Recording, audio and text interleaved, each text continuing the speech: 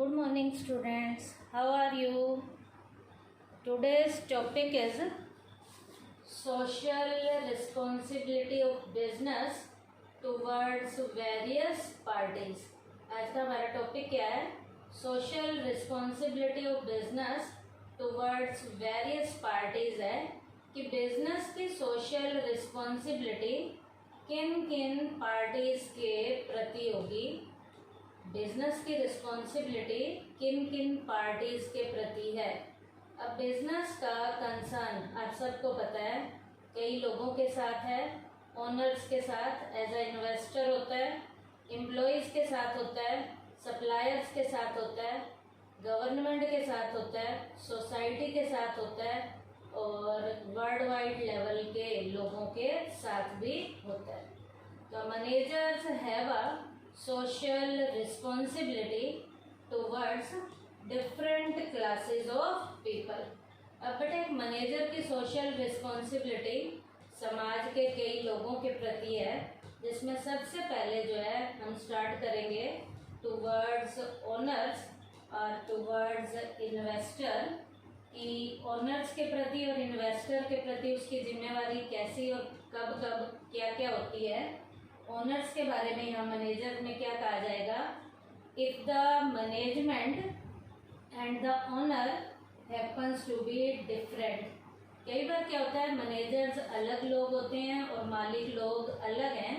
यदि ये दोनों अलग लोग हैं, the managers have the following responsibility towards the owners और द शेयर होल्डर्स। क्योंकि यहाँ मालिक और मैनेजर अलग अलग हैं, तो मैनेजर की जो रिस्पॉन्सिबिलिटी है वो इन्वेस्टर या ओनर्स या शेयर होल्डर्स के टुवर्ड्स क्या क्या है। सबसे पहले उसकी रिस्पॉन्सिबिलिटी है to ensure safety of the capital. बेटा उस मैनेजर की जिम्मेवारी ओनर के प्रति या शेयर होल्डर के प्रति क्या है कि वो उसकी कैपिटल का सेफ तरीके से यूज करेगा, उसे इस बात का आश्वासन दिलाएगा। क्या मैनेजर की जिम्मेवारी मालिकों के प्रति क्या है कि वो मालिकों की कैपिटल का बेस्ट से बेस्ट तरीके से सेफ्टी से यूज करवाने में वो मैनेजर प्रॉपर तरीके से रोल प्ले करेगा। Second, to ensure proper dividend.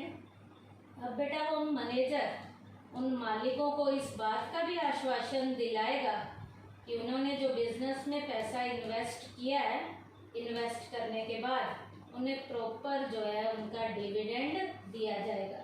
बेटा डिविडेंड आपको पता होना चाहिए, प्रॉफिट का एक ऐसा शेयर होता है डिविडेंड जो शेयर होल्डर्स को उनकी कैपिटल के इन्वेस्टमेंट के अकॉर्डिंग डिवाइड किया जाता है। तो यहाँ पर मैनेजर्स ओनर्स को इस बात का भी आश्वासन देंगे कि उन्हें प्रॉपर तरीके से डिविडेंड मिलेगा, दिया जाएगा। उसके बाद है timely payment of dividend.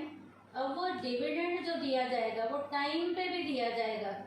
Dividend owners को या शेयर होल्डर्स को टाइम पे दिलवाने की भी जिम्मेवारी किसकी होगी, मैनेजर्स की होगी। यहाँ पर ये नहीं कि किसी साल डिविडेंड दे दिया और किसी साल डिविडेंड नहीं दिया, किसी महीने डिविडेंड दे दिया और बाकी बचे हुए महीनों में डिविडेंड नहीं दिया, ऐसा नहीं होना चाहिए।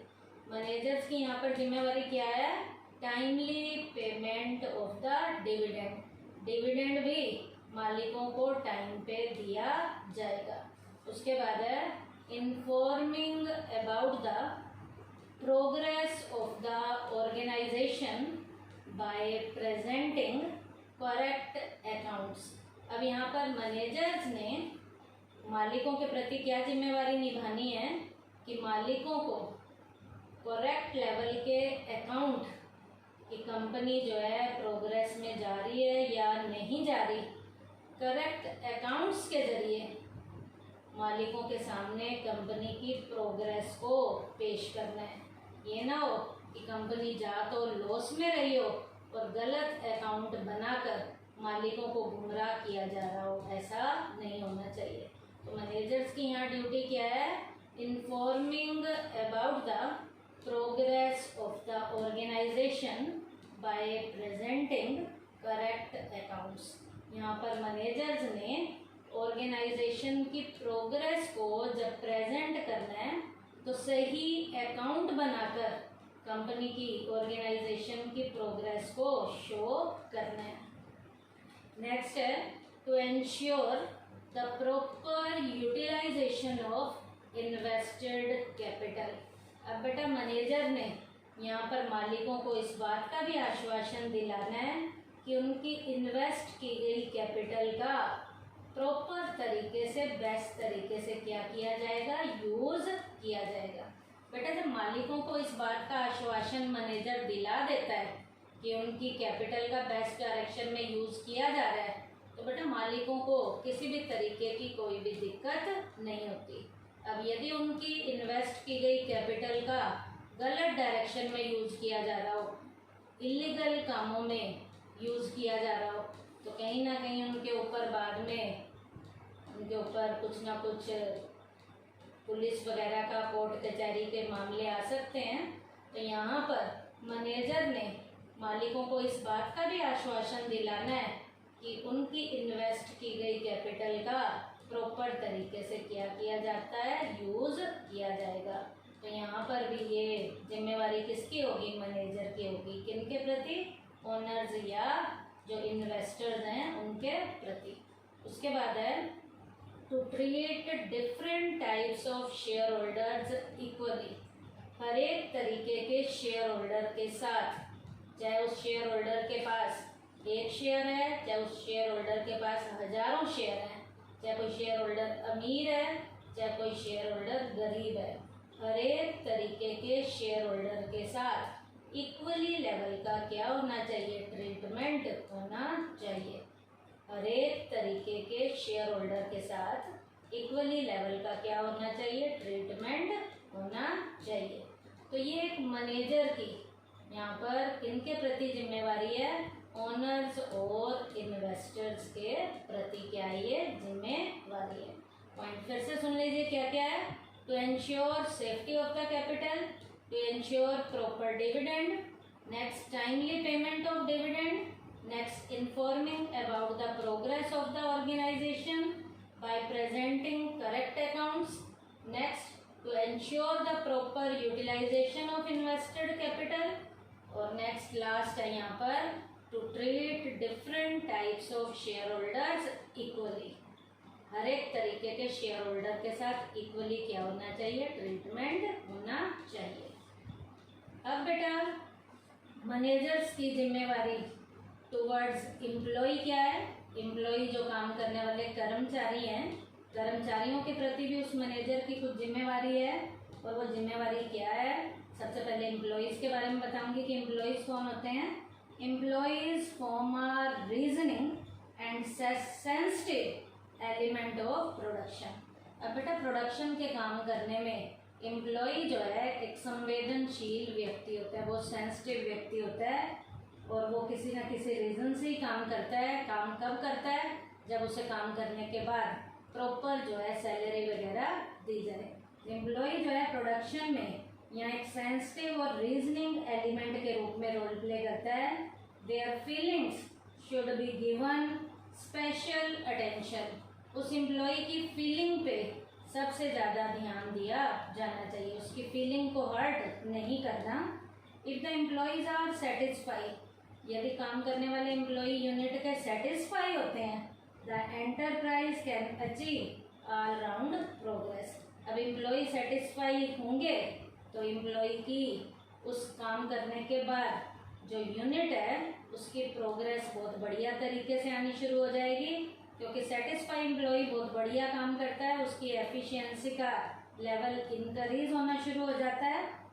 Managers have the following chief responsibilities towards employee. अब मैनेजर की बेटा एम्प्लॉय के प्रति ये कुछ एग्जाम्पल मैंने बताए हैं, उनके प्रति कुछ जिम्मेवारियां होनी चाहिए हमारे मैनेजर की। किनके टूवर्ड्स, एम्प्लॉय के टूवर्ड्स, क्योंकि एम्प्लॉय यूनिट में प्रोडक्शन को पहले से बढ़ाने में प्रॉपर तरीके से रोल प्ले करते हैं। तो यहाँ पर मैनेजर्स ने एम्प्लॉय को टाइमली अच्छे से क्या करना है, सेटिस्फाई करना है, उसकी फीलिंग को कहीं भी हर्ट नहीं करना। अब इसके लिए मैनेजर्स को एम्प्लॉय के लिए क्या क्या जिम्मेवारियां निभानी है। पहला, giving them appropriate remuneration, employee को काम करने के बाद प्रॉपर लेवल का पारिश्रमिक मिलना चाहिए, रेम्यूनरेशन मिलना चाहिए। अब बेटा एम्प्लॉय जो एज आ यूनिट में सैलरी के ऊपर काम कर रहे हैं, उन्हें सैलरी टाइम पे मिलनी चाहिए। जो कमीशन बेस पे या फीस बेस पे काम कर रहे हैं तो उन्हें टाइम पे कमीशन और फीस मिलनी चाहिए। उसके बाद है प्रोवाइडिंग क्लीन एनवायरनमेंट, एम्प्लॉय जिस एनवायरनमेंट में काम कर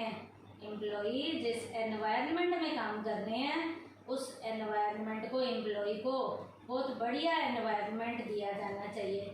एनवायरनमेंट में क्या आता है, जहाँ एम्प्लॉय काम कर रहा है वहाँ पर लाइट का प्रॉपर अरेंजमेंट होना चाहिए, पीने का पानी प्रॉपर बढ़िया शुद्ध होना चाहिए, और बेटा हवा का, एयर का भी प्रॉपर अरेंजमेंट होना चाहिए, ताकि एम्प्लॉय को ये ना लगे कि मुझे काम करने के लिए बढ़िया एनवायरनमेंट नहीं दिया जा रहा। काम करने वाले एम्प्लॉय जो काम कर रहे हैं वहाँ पर किसी भी तरीके का कोई क्लेश वगैरह, लड़ाई झगड़ा नहीं होना चाहिए। तो एम्प्लॉय के साथ कोऑपरेशन बिठाने में, कोऑर्डिनेशन बिठाने में भी यहाँ जो है मैनेजर रोल प्ले करता है। तो ये पॉइंट क्या था, प्रोवाइडिंग क्लीन एनवायरनमेंट, एम्प्लॉय को बढ़िया एनवायरनमेंट काम के लिए प्रोवाइड कराया जाना चाहिए। उसके बाद है रिस्पेक्टिंग इंडिविजुअल डिग्निटी, हर एक एम्प्लॉय की इंडिविजुअल लेवल पर डिग्निटी होनी चाहिए, यूनिट में उसका सम्मान होना चाहिए, उसकी यूनिट में एक अलग पहचान होनी चाहिए, उसे इज्जत की दृष्टि से देखा जाना चाहिए। उसके बाद है giving them a share of profit, यदि प्रॉफिट ज़्यादा हो रहा है तो सैलरी के अलावा भी एम्प्लॉय को प्रॉफिट में से जो है कई बार शेयर दे दिया जाना चाहिए, क्योंकि उस प्रॉफिट को दिलवाने में एम्प्लॉय ने रोल प्ले किया है, तो एम्प्लॉय को कभी कभी प्रॉफिट में से भी कुछ शेयर दे दिया जाना चाहिए। Giving security of services, employee को इस बात का भी आश्वासन दिलाया जाना चाहिए कि उसकी जो सर्विसेज हैं यहाँ पर परमानेंट बेसिस पे हैं, उसे यूनिट से निकाला नहीं जाएगा, वो यूनिट में टिक कर काम कर सकता है क्योंकि उसको यूनिट से निकाला नहीं जाएगा। तो ये पॉइंट क्या है, giving security of services, services की सिक्योरिटी उसे दी जानी चाहिए। उसके बाद है giving participation in management, employee से कभी कभी जो है मैनेजमेंट में भी पार्टिसिपेट करवाना चाहिए। कैसे, वैसे तो मैनेजर्स ही यूनिट के लिए बढ़िया बढ़िया डिसीज़न लेते हैं, लेकिन कई बार जो डिसीज़न जिन एम्प्लॉयज़ के लिए लिए जाने हैं वो डिसीज़न भी कई बार एम्प्लॉय से ही दिलवा लिए जाने चाहिए, ताकि एम्प्लॉय के मन में इनिशिएटिव की फीलिंग आ सके कि मैनेजर ने मेरे से टाइमली अच्छे अच्छे डिसीज़न दिलवाए हैं, तो एम्प्लॉय के मन में भी फीलिंग आ जाती है कि आज मैंने मैनेजर की तरह क्या लिए हैं, डिसीज़न लिए हैं। तो ये पॉइंट क्या था, गिविंग पार्टिसिपेशन इन मैनेजमेंट। उसके बाद है adopting incentive giving system, employee को टाइमली जो है प्रॉपर इंसेंटिव्स भी दिए जाने चाहिए। इंसेंटिव्स का क्या मतलब होता है, सैलरी के अलावा जो अदर फैसिलिटीज़ दी जाती हैं, जैसे डियरनेस अलाउंस है, मेडिकल अलाउंस है, बोनस है, उसके बाद जो है अदर पर्क्स वगैरह हैं, तो उसको इंसेंटिव गिविंग सिस्टम के अकॉर्डिंग उसे जो है जो कुछ देना है वो दिया जाना चाहिए, ताकि एम्प्लॉय सेटिस्फाइड तरीके से काम कर सके। तो जब उसको इंसेंटिव दिए जाएंगे, अदर फैसिलिटीज़ दी जाएंगी, तो उसकी काम करने की जो कैपेबिलिटी है वो इंक्रीज होनी शुरू हो जाएगी। उसके बाद है solving labour problems in time, अब एम्प्लॉय की यदि किसी के साथ कोई लड़ाई झगड़ा हो जाता है तो उसकी वो जो लेबर से रिलेटेड जो प्रॉब्लम्स हैं वो टाइम पे सोल्व की जानी चाहिए। ये ना हो कि एम्प्लॉयज़ आपस में लड़ते झगड़ते रहें। तो उनकी प्रॉब्लम्स को भी सोल्व करने में यहाँ पर मैनेजर ने प्रॉपर तरीके से रोल प्ले करना है। उसके बाद है providing for their education and training. यदि लगता है कि एम्प्लॉय को ट्रेनिंग दी जानी है तो यूनिट के खर्चे पे उसे ट्रेनिंग भी दी जानी चाहिए। और यदि लगता है कि एम्प्लॉय में किसी भी तरीके की कोई नॉलेज की कमी है तो उसे शिक्षित किया जाना चाहिए, उसको एजुकेशन दी जानी चाहिए, उसे प्रॉपर तरीके की एजुकेशन और यदि ट्रेनिंग की ज़रूरत है तो उसे प्रॉपर एजुकेशन और ट्रेनिंग भी दी जानी चाहिए। तो ये एम्प्लॉय को एजुकेशन देने का काम और ट्रेनिंग देने का काम भी यहाँ कौन करते हैं? मैनेजर्स करते हैं। उसके बाद है providing opportunity for promotion and development. Employee को यदि एम्प्लॉय बढ़िया काम कर रहा है तो उसको जो है प्रमोशन के चांसेस दिए जाने चाहिए, उसका ओवरऑल डेवलपमेंट किया जाना चाहिए यदि एम्प्लॉय बढ़िया काम कर रहा है। प्रमोशन का मतलब क्या होता है बेटा? जब एम्प्लॉय बढ़िया काम करता है तो जिस पोस्ट पे एम्प्लॉय काम कर रहा है उसे एक स्टेप ऊपर लेकर जाते हैं प्रमोशन के ज़रिए, जिसमें उसका स्टेटस लेवल, उसकी सैलरी और उसकी रिस्पॉन्सिबिलिटी का लेवल क्या होना शुरू हो जाता है? इंक्रीज होना शुरू हो जाता है। तो ये पॉइंट क्या था? Providing opportunity for promotion and development. Employee को प्रॉपर अपॉर्चुनिटी मिलनी चाहिए प्रमोशन की भी और उसके ओवरऑल डेवलपमेंट की भी। तो ये पॉइंट क्या थे? मैनेजर की रिस्पॉन्सिबिलिटी एम्प्लॉय के प्रति क्या। नेक्स्ट है टुवर्ड्स कंज्यूमर। तो मैनेजर की जिम्मेवारी कंज्यूमर के प्रति क्या है? कंज्यूमर कौन है? कंज्यूमर कौन होते हैं? ग्राहक होते हैं। उपभोक्ता को कंज्यूमर कहा जाता है। जो गुड्स और सर्विसेज को लाने के बाद यूज में लाता है। तो कंज्यूमर कौन है? कंज्यूमर के बारे में सोचना है। कंज्यूमर बिजनेस के देवता होते हैं, गॉड की तरह उनके साथ ट्रीटमेंट होना चाहिए। It is meaningless to think about business without consumer. Business जो है कंज्यूमर के बिना सोचा भी नहीं जा सकता। Consumers are so important for business. Consumer business के लिए बहुत इम्पोर्टेंट है। It is equally important for business to perform the same functions for them. कुछ फंक्शंस उनके लिए भी यहाँ पर हमारे मैनेजर ने परफॉर्म करने हैं, क्योंकि यदि कंज्यूमर खुश होकर जाएगा तो आपके प्रोडक्ट की डिमांड क्या करेगा? बार बार करेगा। The following are the chief responsibility of business towards the consumer. अब कुछ जिम्मेवारियां हमारी मैनेजर की कंज्यूमर के प्रति भी हैं, जो नीचे के पॉइंट्स में दी गई हैं, जो कंज्यूमर के ऊपर हमने टाइमली अप्लाई करनी है। पहला क्या है? To make available good quality goods at cheap rate. अब यहाँ पर हमने क्या करना है?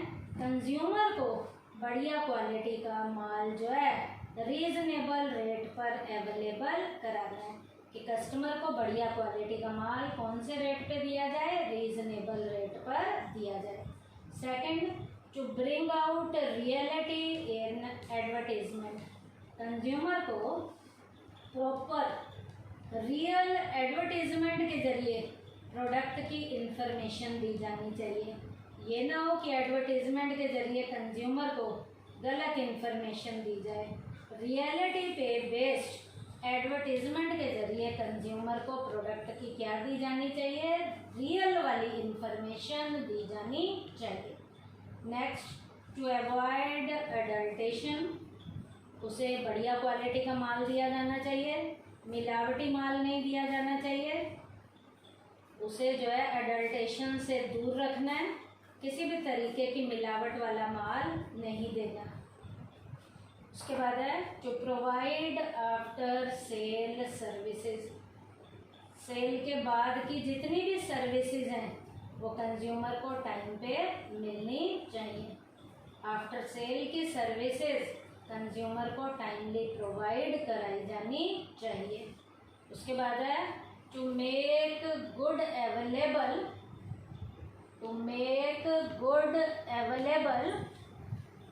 According to the taste of the customer. Customer को जो भी माल अवेलेबल कराया जाना चाहिए वो कस्टमर के टेस्ट के अकॉर्डिंग होना चाहिए। कस्टमर को कस्टमर के टेस्ट के अकॉर्डिंग माल अवेलेबल कराया जाना चाहिए। उसके बाद है to be civil and polite to consumer. Consumer के साथ बिल्कुल सभ्य तरीके से और विनम्र तरीके से पेश आना चाहिए। कस्टमर के साथ बहुत प्यार से, पोलाइट तरीके से, सिविल तरीके से, सभ्य तरीके से कस्टमर के साथ पेश आना चाहिए। उसके बाद है treating consumer like God. Customer के साथ भगवान की तरह पेश आना चाहिए। कंज्यूमर को गॉड की तरह पूजा जाना चाहिए। कस्टमर को क्या मानना चाहिए? देवता मानना चाहिए, क्योंकि यदि देवता ये नाराज हो गए तो आपके प्रोडक्ट की डिमांड करना छोड़ देंगे। Solving their problems politely. Customer कोई प्रॉब्लम लेकर आता है तो उसकी प्रॉब्लम को पोलाइट तरीके से सॉल्व भी किया जाना चाहिए। कस्टमर की जो भी प्रॉब्लम्स हैं उन्हें पोलाइट तरीके से क्या किया जाना चाहिए? सॉल्व किया जाना चाहिए। To avoid profiting and stockpiling. उसे जो है प्रॉफिटिंग से और स्टॉक पिलिंग से उसे दूर रखना चाहिए। कैसे? ज़्यादा प्रॉफिट कमाने के चक्कर में माल को आपने गोदामों में दबाकर नहीं रखना, और यदि कस्टमर कहे कि मुझे चाहिए ही चाहिए तो वो माल उसको आप गोदाम से निकाल कर ज़्यादा रेट पे बेचना शुरू कर दो। ऐसा भी उसके साथ नहीं करना, क्योंकि कई बिजनेसमैन क्या करते हैं, कस्टमर से ज़्यादा प्रोडक्ट की प्राइस लेने के चक्कर में माल को गोदामों में छुपा के रख देते हैं और क्या कहते हैं, है ही नहीं। और कस्टमर बेचारे को जब माल चाहिए होता है और कस्टमर क्या कहता है, महंगे दामों पे भी है तो दे दो। जैसे ही कस्टमर कहता है महंगे दामों पे भी है दे दो, दुकानदार वही माल जो है गोदाम से निकाल कर कस्टमर को महंगे दामों पे देना शुरू कर देता है। तो ऐसा कोई भी गलत काम कस्टमर के साथ नहीं करना। तो ये पॉइंट क्या थे? टूवर्ड्स क्या थे? कंज्यूमर थे। क्या क्या? To make available good quality goods at cheap rate, to bring out reality in advertisement, to avoid adulteration, to provide after sale services, to make good available according to the taste of the customer, to make goods available to the consumer at the nearest point। Consumer को माल उनके बिल्कुल पास के proper place पे मिलना चाहिए। ये ना customer को माल लेने के लिए दूर दराज के इलाकों में जाना पड़े, ऐसा भी नहीं होना चाहिए। To be civil and polite to consumer. उसके बाद है treating consumer like god, solving their problems politely, और लास्ट है to avoid profiting and stockpiling. तो आज के टॉपिक में हमने क्या किया बेटा? Social responsibility of business towards various parties में हमने जो है 3 पार्टीज ही की हैं, टूवर्ड्स ओनर्स या इन्वेस्टर, टूवर्ड्स एम्प्लॉयज़, और थर्ड हमने किया टूवर्ड्स कंज्यूमर। बाकी जो बची हुई पार्टीज हैं वो हम नेक्स्ट लेक्चर में करेंगे। थैंक यू बेटा।